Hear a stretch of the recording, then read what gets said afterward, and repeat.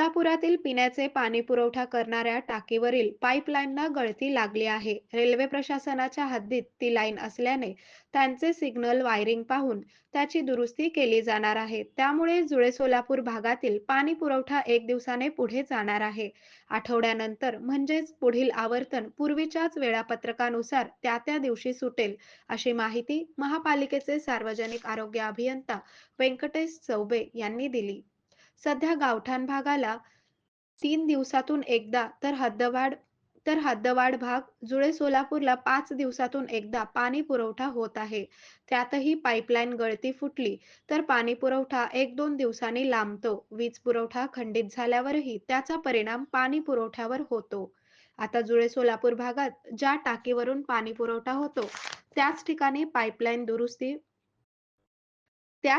Pipeline नादुरुस्ती झाली आहे. त्यामुळे या भागातील पाणी पुरवठा 1 दिवसाने पुढे गेला आहे. 1 दिवसात त्याची दुरुस्ती होईल आणि 30 मार्चपासून या भागाला पुन्हा नेहमीप्रमाणे त्या ठरलेल्या दिवशी पाणी सुटेल, असेही अधिकाऱ्यांनी सांगितले. आरोग्य म्हणजे केवळ औषध नाही, तर निसर्गाच्या योग्य उपचारांनी मिळणारी खरी आरामदायक अनुभूती. सोलापूरमध्ये निसर्गोपचाराचं विश्वासाचं नाव लिमये निसर्गोपचार केंद्र.